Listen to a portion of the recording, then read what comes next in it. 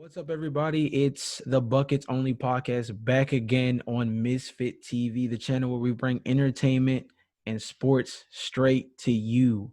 I'm your host, Jay, and I have the homie Jake back with another banger. Jake, how are you doing today, my man? I'm doing good. How about yourself? Bro, I'm cooling. I'm cooling. We're doing good right now in terms of the NBA. We have the finals up and running, and the Heat have finally made this a bit of a series. We're going to talk about this moving forward today on the agenda. We're first going to cover a little bit of NBA news. Doc Rivers has been a name in the news all over the place for good, bad, indifferent.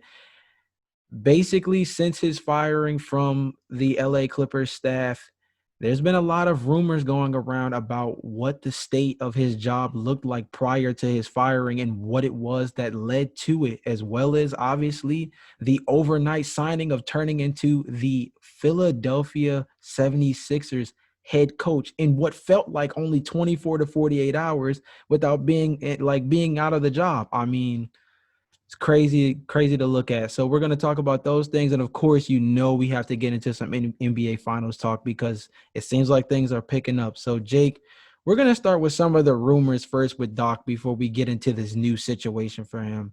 As the avid Clippers fan, I'm sure you've already heard that there's been discussions about PG's involvement, Kawhi Leonard's involvement.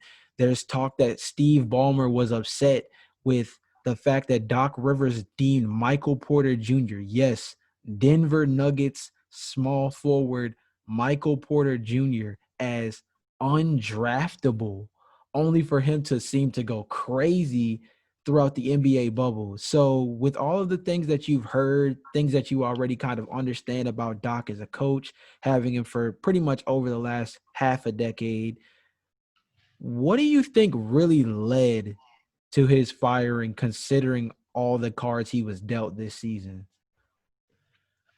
I think it's just the fact that he couldn't execute. I mean, yeah, we had an up and down year. We had injuries all throughout the season. But at the end of the year, there were no real injuries. We were like the Clippers were healthy for that semifinals matchup against the Nuggets. And what you just saw was a lack of chemistry. They were able to go up 3-1 because of guys like Kawhi and Paul George, who are stars and they're going to go off no matter what. But that's not enough to win you a championship. Talent is great, and having guys that can score the ball and play defense is really good. But as we've seen with Miami, you don't need all the glitz and glamour. You need guys that have chemistry and know each other's strengths and weaknesses, and you need to know how to play together. And Doc, it just seems like he more relied on the fact that they had good players and not really that they needed to build chemistry. Um, and so I think that ultimately led to it. I think even if they had made it to the Western Conference Finals, if they had lost in that round, I think he would have been fired. I think anything short of a championship, honestly, would have given him the boot just because something clearly needs to change. And Doc has already, it wouldn't have been a full scale rebuild, but the Clippers, a lot of people forget that they traded and like they got Doc by the way of a trade because it was at that time that the Celtics wanted to go into a rebuilding mode and Doc was like, yeah, I'm not down for that. And so they traded him to the Clippers. Um, and so Doc was, I'm sure he wanted to just run back the same team. And Steve Ballmer was like, "Whoa, hold up, we're not in a position to do that." And I think that also really contributed to it. Well, okay, here's where I'm going to play devil's advocate and reverse it into a question for you to answer this way. When do we put the circumstances in terms of chemistry on the players themselves? Kawhi Leonard with load management, PG constantly in and out of the lineup. Lou Williams was a guy who seemed to be kind of in and out of things. Granted, six-man ability, but he's still a prime contributor on this team. Patrick Beverly out with injury, constantly kind of creating a little bit of a 2K built team by bringing in guys like Reggie Jackson and Marcus Morris. Where is the onus on the players in a circumstance like that where obviously they had a little bit more I guess, say in whether or not they played, how often they played, specifically talking about PG and Kawhi, that affected a lot of the chemistry for the team. So, I mean, as much as we can talk about Doc, where do the players lie in all of this in terms of what happened and things like chemistry and being able to execute on the fly like that? I mean, that definitely does hold true to some aspects. I mean, there's rumors that Paul George had gotten himself into a couple locker room or like kind of like off the record altercations with certain members of the team. And so that definitely plays a part into it. But I still think at the end of the day, like the Clippers should have won that series, and it looked like they were very much going to win in that game 5, up 3-1, up by 19 in the third quarter. And so at that point, you don't look at chemistry issues as the reason for their downfall, because their chemistry was fine to get them that 19-point lead up 3-1. But I think it's more in terms of the coaching that happened. Um, and really, I think what it comes down to is Doc's decision to play Montrezl Harrell over Zubac in key parts of the game. Harrell is a guy whose on court intensity and passion is unparalleled pretty much by anyone else in the league, but he's just undersized, especially when he goes up against a star like Jokic. And I think it's like in the 50 minutes that Harrell and Jokic were on the floor together, they were at like a minus, like the Clippers overall were at a minus 50 for plus minus just in the minutes that Harrell and Jokic shared the floor. And so you had Clippers analysts and even fans saying like, "Whoa, what are we doing? Like play Zubac." And the Clippers, like Doc, didn't ever really make that adjustment. And so I think a lot, like most of it, came down to coaching. So, okay, transition that over to Philly then. You're talking about chemistry situations, and we're talking about two guys in Ben Simmons who and Joel Embiid who not only have a bit of an injury history now, but their chemistry on the floor is coming to question. The plus minus for them on the floor together has gotten worse as a duo over the last couple of seasons. It seems as though the team tends to perform better when one is off the court. Primarily, the team has seemed to play better when one of the other players has been out for injury for a certain period of time. Um, in the bubble, there was a stretch where we saw Joel Embiid was that guy who was on the floor amongst Tobias Harris and others without Ben Simmons, who was out due to injury, and they looked pretty decent. In other respects, during the regular season, we saw the shoe on the other foot where Joel Embiid was out with back issues, and Ben Simmons was a primary facilitator for the team, and they looked really good in the time that they had as, you know, single stars on the team.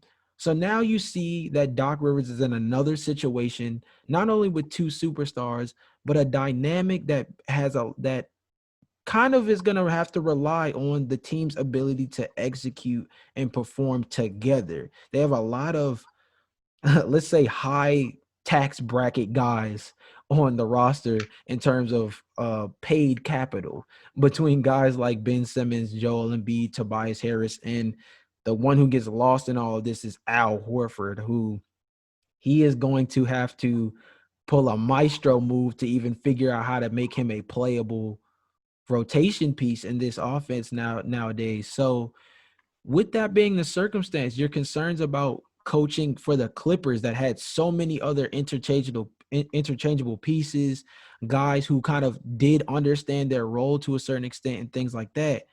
How in the world do you think Doc Rivers fits schematically as a coach for this team in Philly that does not have nearly the same kind of perks, I'll say, as the Clippers team did? I mean, on paper, the team, like the Sixers and the Clippers, are like astronomically different. The Sixers have not very good depth, but they have a ton of talent in their starting lineup. Their two stars play point guard and center. With the Clippers, you have the two stars in the starting lineup that play shooting guard and small forward. and they have very good depth.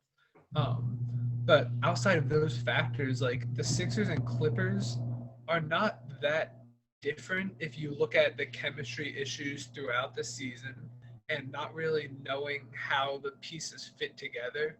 And so I think that's why we've been hearing rumors pretty much all season about, oh, where are they going to trade Al Horford to? Um, so Doc, I mean, he's not going into a Billy Donovan situation with the Bulls where it's like, all right, like fire sale, like what are we doing? We got to blow the team up. Um, Doc is definitely walking into a better situation than that. I still don't know if he's the best coach for them though. This Sixers team, I feel like they have a lot of big ego guys, namely Joel Embiid, and Doc has had experience with a team of guys with a bunch of egos. That was literally the Lob City Clippers with Chris Paul and Matt Barnes and Blake Griffin and DeAndre Jordan.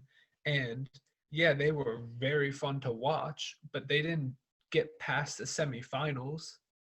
I mean, so I don't know how Doc will be able to manage them, because it's like Joel Embiid is a very big ego guy. It takes a lot to keep him in check. He's kind of a hothead on the court and off the court. He's very vocal. Um, and Doc has not really shown that he can handle that and create a winning team with guys who have big egos. Um, so I mean, I hope Doc succeeds. I like Doc. I want to see him win. But I just don't know if he's the best match that could have found. So before we get into the typical Joel Embiid or Ben Simmons, if you can only keep one, who's it going to be debate that everybody loves to get into every offseason, let's just take a look at the team as a whole. This is a team that under Brent Brown tended to be outcoached. I think is the right word in multiple playoff series. And it's a young team that, like you said beforehand, is pretty top heavy. I think that's the best way to describe them, as a team that relies heavily on their main guys. And most people went into this season saying if we were going strictly based off starting lineups, the 76ers will be amongst one of the best 3 to 5 teams in the league just off of pure talent alone. So taking a look at this team for what we already know they have, before we go talking about having to pick a superstar and things like that, what do you feel like is the main style of player or main draft prospect position that you think that the 76ers should try to address this offseason? Because they're a team that clearly needs some kind of spark, and just giving you Doc Rivers as a quote unquote better coach than Brett Brown, I don't think is going to necessarily be the needle mover. So what do you feel like it is positionally that the 76ers need in order to get better and actually make themselves look like a top 5 team, not only in the East, but in the NBA, the way people mainly kind of perceive them coming into this year? Yeah, I think it's a true small forward. At the beginning of the year, at the beginning of last season, they rolled out a lineup of Simmons at the 1, Josh Richardson at the 2, and then they had Tobias Harris at the 3 because they played Horford at the 4 and then Embiid at the 5. Horford is a guy who before going to Philly, he never really played power forward. He was always the center. And so when you move him to a 4, he has to learn a new position. And that clearly didn't work, which led to him, I don't really want to call it getting benched, but essentially they did have to move him to the bench because it just wasn't working with him in the starting lineup. And then you look at Tobias Harris, who they had to play at 3, but he usually played 4. He played 4 in LA. He played 4 in Detroit. Um, and so when they moved him to 3, that's another guy that didn't really know how to play that position. And it was like a trial by fire, learn as you go kind of situation. And that didn't really work either. So I think what they need to do, on top of just getting better shooters, is I think they need to try to get a true small forward. And I think their best method of doing that would be by packaging Al Horford and someone to try to get a small forward, whether that be through the draft or I don't know many guys that are on the trading block, but I'm sure that they could. Horford contract is big enough that they could trade it for a decent small forward if they were to package picks. Because let's be honest, what team's gonna want Al Horford at this stage in his career who's making 25 million? I mean, you have a good point with that. And talking about Al Horford and packaging and with picks, like just to kind of go through it, they actually have 4 in this draft alone, which we kind of understand the Sixers don't necessarily need in terms of being able to get contributing players. I do think they need to fill out their bench a little bit more, and having that amount of picks helps. But like just taking a look at where they're selecting 21, 34. 49 and 58. I mean, we've seen the Draymond Greens of the world, the Duncan Robinsons, Kendrick Nunns that have either went in the second round or undrafted that have turned into real contributors on championship teams. So I don't want to undermine those picks, but at the same time, there comes a part. I mean, they actually have 5. I missed 36.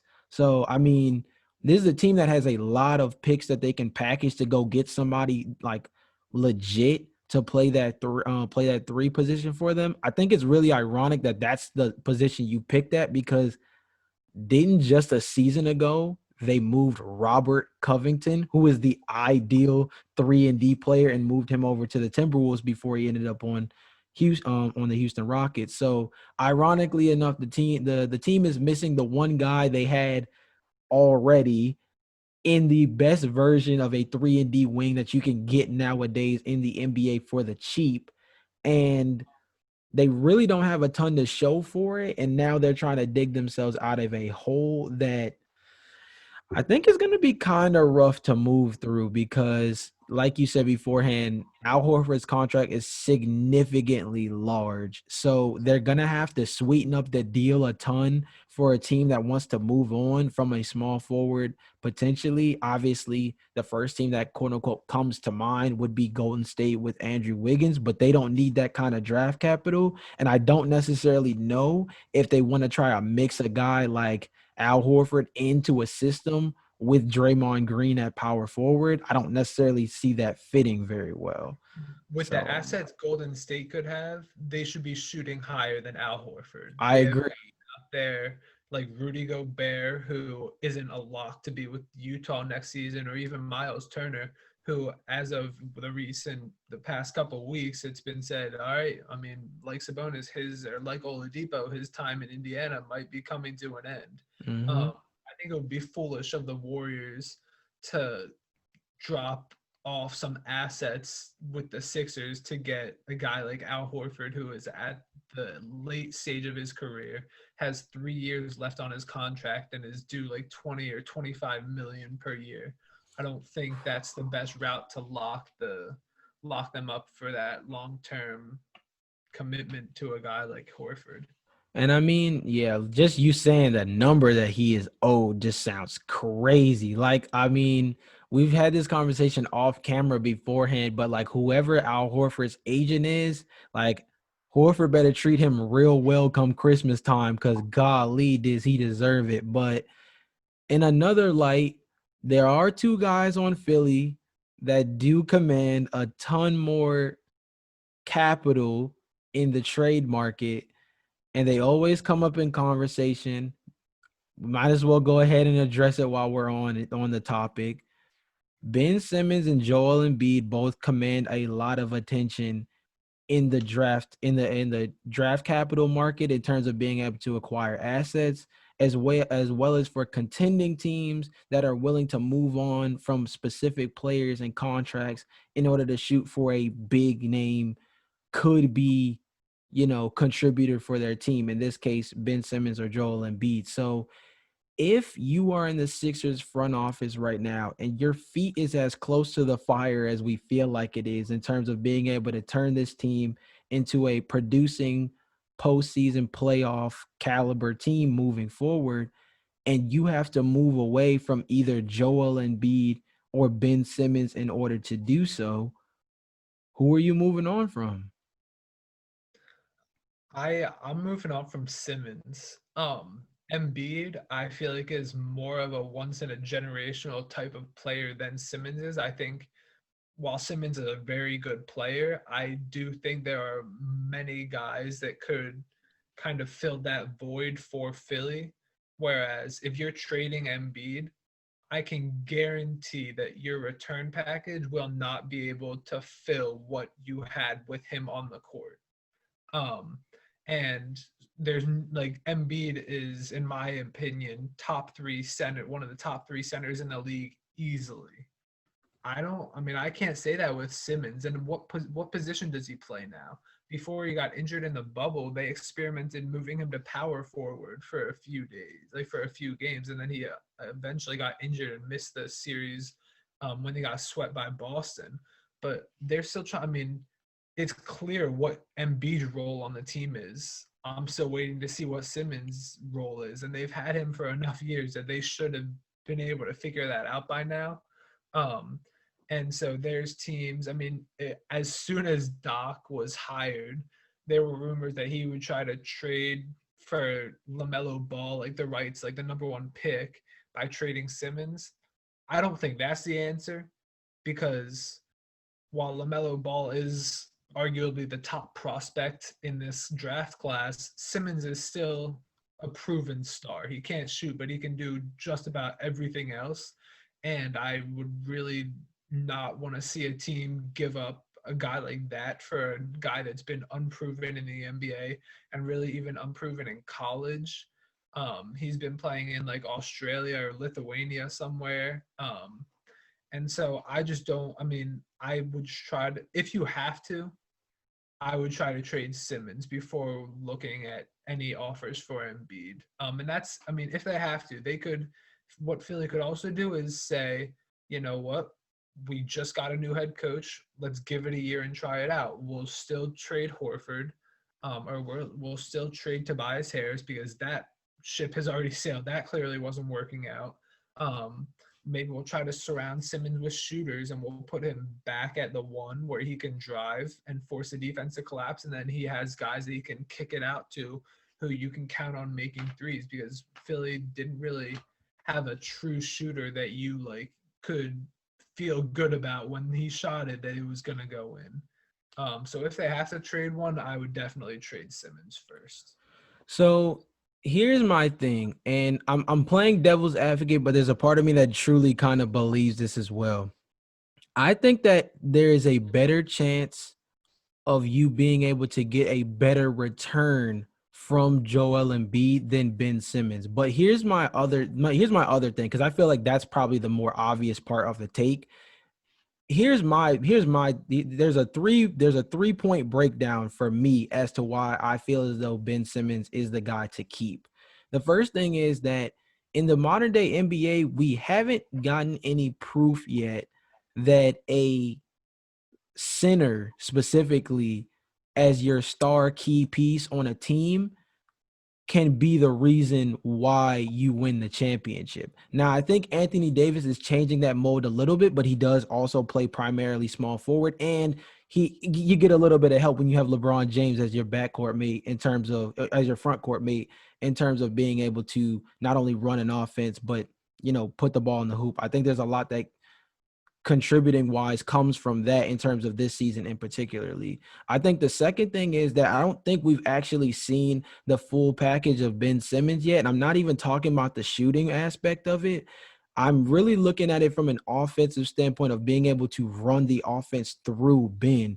If you notice, the biggest thing with their team this year was, you mentioned the 3-point shooting and not having spacing. Well, when you have the two of those guys in particularly in terms of Joel Embiid and Ben Simmons, Joel is a guy who's almost forced to be a stretch five because of the way Ben Simmons likes to pretty much play similar to Giannis, drive and kick. And you turn Joel Embiid into a stretch five, and he's not a great 3-point shooter by any means. Maybe he is for his position, but not universally in terms of being a confident guy to kick the ball out to. They had Burks, they had Milton, they had even Josh Richardson, who had actually a little bit of a down year from three. But I don't think that he's been put in the position yet to truly be unlocked as a facilitator. And that's scary to think about because of the passing ability we know he has. I feel like in a system similar to Giannis, where he can be the primary focal point and be a guy with his ability specifically to pass the ball, with more shooters around him and that kind of play style, I actually think the team would look a lot better. And that was kind of proven in the couple of games that Joel Embiid was out. The third thing is, and I know this is a rough one, but I think sometimes things have to get broken down to effort. We understand that as a two-way player, Ben Simmons is an all defense caliber player on that side of the ball and can give you about 20, 10, and 6, I'll say, on a nightly basis. Maybe 28 and 6, I'll say, just to be like respectable. Joel Embiid is a guy who honestly, you mentioned it beforehand in terms of like being the hothead or being the type of guy who could be very boisterous on and off the court. Well, his mood also determines a lot of how he plays. I remember a game in particularly during the regular season where he went for a goose egg in a game and got called out by Shaquille O'Neal and Charles Barkley. And he felt very down on himself about that and felt as though he needed to prove to those guys that he is one of the top centers in the league, and then followed that game out with a 30-point plus performance. It's one of those things where with his ebbs and flows, it really concerns me as to whether or not that kind of effort level, along with the injury history, the questions coming into the season about him being in shape, which comes up every season, by the way. I just wonder if he's the kind of franchise guy that the Sixers want to stick with when they have a guy in Ben Simmons who, when healthy, provides two-way play, has not truly unlocked his full offensive ability in terms of his arsenal yet. And on top of that is a guy who pretty much gives you the effort that you need on a nightly basis on both ends of the floor, which is something we can't really say about Joel Embiid. With all those things kind of taken into consideration, like where do you stand, like based on some of the points that were like made? See, I'd have to disagree, and I'll actually flip the tables the other way and Okay. say that we haven't seen everything that Embiid has to offer Okay. because he's been forced to play more of that stretch five because all Simmons can do right now is drive. And I think Embiid has a lot more potential to be unlocked if he's actually able and if the Sixers let him just dominate from the post. This is a guy that can occasionally shoot threes. He's obviously a better shooter than Simmons, and he's still been forced to kind of play more towards the outside simply because Simmons likes to drive. And I think at this point in a guy's career, we've been waiting for Simmons to develop a shot. He won't. I'm just putting it out there. It's at this point in a career, you can't take one off season and develop your game from not being able to shoot outside of like 5 feet around the hoop to being a good shooter and good enough to actually be guarded on the 3-point line. That rarely ever happens, if at all. And so I think we've pretty much seen what Simmons can do. Um, because they run the offense around him. That's why they switch Embiid. But I think Embiid is the better player. Obviously, chemistry issues and on and off the court, maybe you take Simmons. But by pure talent, I'd rather build my team around Embiid because I think it's much harder to replace him than it is to replace a guy like Simmons. Well, I mean, this is a conversation that I feel like will continue to be hashed out across NBA media, just out of the fact that it's going to be something that, comes into question every single season when we see the plus minus stats and things like that. My hope, kind of similar to what you mentioned earlier, was just that they at least try to run it back with the roster as is, maybe try to see if they can move some pieces like Al Horford and or Tobias Harris and run it with Doc Rivers at the helm and see if that kind of changes life. It'll be Doc Rivers' welcome back party to the Eastern Conference, which with a very well put together team. He's coming back at a pretty inopportune time considering that the Brooklyn Nets just got a lot better and the teams atop the East are definitely no slouch. But I feel as though with the kind of roster they have right now, just a few tweaks and with a coach like Rivers could definitely kind of turn the tables for them. Kind of bouncing off the star talk. Obviously, we've talked about Joel Embiid, we talked about Ben Simmons. Let's move into the NBA superstars that are playing right now. The NBA Finals are in full effect. As of us recording this, the LA Lakers are up 2-1 over the Miami Heat, but there's a reason why the Heat have that one W, and his name is Jimmy Buckets Butler, who dropped his first career triple double ever. Was the first Miami was the second Miami Heat player, only to Dwayne Wade, to have 30 plus points over the course of 3 quarters in a playoff game. This is a guy who played out of his mind on an undermanned Miami Heat team that was down Goran Dragic, down Bam Adebayo. Tyler Hero and Duncan Robinson shot a combined 10 for 30 from the floor. I mean, this is a guy who kind of embodied the definition of putting a team on his back in game 3. And it's kind of put the Lakers on their heels a bit. So with everything that we've seen, not just from game 3, because we don't want to speak too much on recency bias, from everything that we've seen in the first 3 games of the series, what do you think it's going to take for the Heat to not only tie this thing up, but to move ahead in the series moving forward? I mean, we saw this in game 3. Their margin of error is very small. It's a lot like the margin of error for a team like the Lakers and the Clippers, who had 2 stars, was fairly large, because if one guy wasn't playing well, like if one star wasn't playing well, they could just say, all right, you're our number one guy now. And it was easy for them to change that. With the Heat, if Jimmy Butler isn't playing well, I mean, I'm sorry, you're screwed. There's nothing you can do to beat the Lakers if Jimmy Butler's not playing well.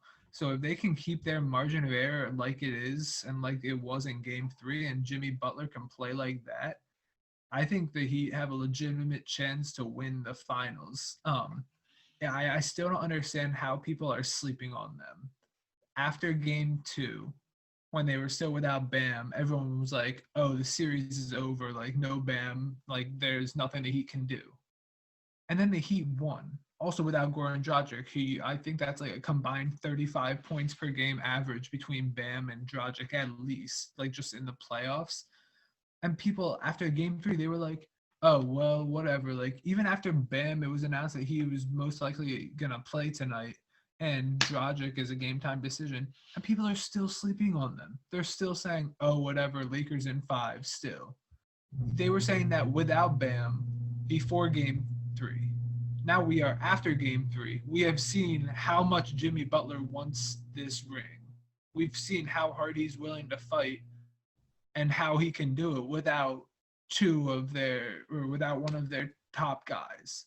And they still won. I don't understand why people are sleeping on them. I think the Miami Heat, especially with their depth that is no match for the Lakers' depth, I think the Lakers are going to be a little surprised when they see Bam back in the lineup, if he can remain healthy and Jimmy can play. At least, I mean, if he can replicate even close to what he did in game 3, I think the Heat are looking pretty good.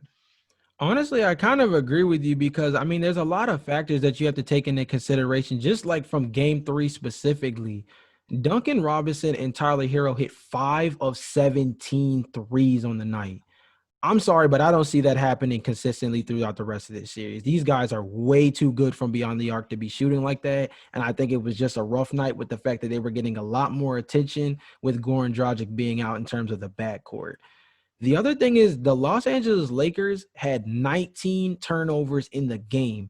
Jake, to put that in perspective, in game 2, the Lakers and the Heat only had 18 turnovers combined in game 2. And the Lakers had 19 by themselves in game 3. So when you talk about the margin of error, the Lakers have to be the ones to kind of almost shoot themselves in the foot. You cannot be the Heat giving them basically easy buckets. You can't be the Heat giving them easy possessions down the floor. And honestly, I'm not gonna lie. I was one of the people earlier in this series that honestly took the Heat in 7 just because of everything that I've seen from them so far this season. But coming off of game 2, there was a lot of worry for me in particular when it came to losing Bam because of Anthony Davis's pretty much dominance in the first 2 games. But then in game 3, 15 points in 33 minutes and pretty much was facing foul trouble all night. And his primary opposition pretty much on the night was Kelly Olynyk, who decided to come save the day again after game 2 having 24 points. This man came in, hit 3 threes, had 17 points and seven rebounds. I mean, that's something to build off of. First of all, the fact that Kelly Olynyk actually can be playable in this series is extremely interesting because he's a guy that we haven't really seen a ton of this postseason. There's a lot of guys on this Heat roster, honestly, that low-key got played out of the rotation come playoff time. So to see him as a part of that, honestly, I think that the Heat, Jimmy Butler said it prior to game 3, and now I believe him even more. I think they got something brewing over here when it comes to moving forward. And I agree with you in terms of them being slept on. I feel like the big things for the Heat right now, there's two things in particular. If they can get healthy Bam, I'm not even saying 100%, but I think his presence on the floor defensively automatically makes them slightly better as a team and opens the floor up a little bit more for their guys in Duncan Robinson and Tyler Hero to be able to really attack the basket and shoot from distance the way we know they're capable of doing.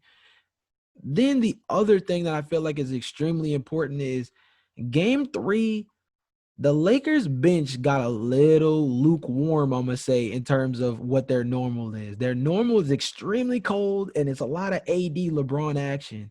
But Kyle Kuzma and Markieff Morris both gave 19 points apiece off the bench. I'm not going to lie. That shocked me, and I don't see it moving forward.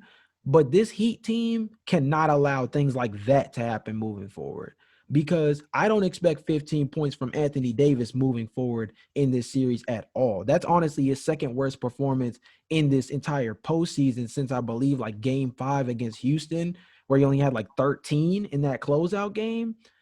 That's not something that I expect from AD often. So in order to kind of match blow for blow, I think a healthy Bam and keeping the bench cold the way we're used to the Lakers bench being throughout not only just this postseason, but really the entire year, those are the two main keys for me in terms of the Heat moving forward. But like, let's flip gears real quick because we're talking a ton about the Heat, and I think we both kind of love them going into game 4 and really just moving forward in this series.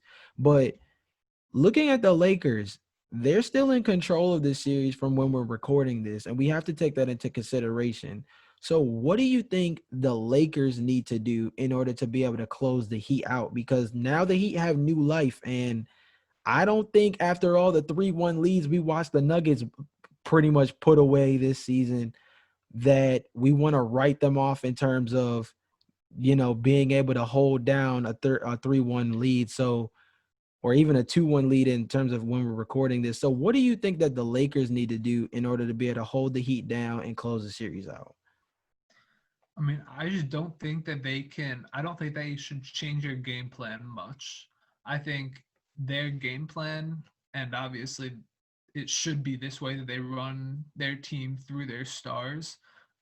That's been their kind of mojo all season. I don't think they should change that, even if the Heat win tonight, and even if the Heat go up 3-2.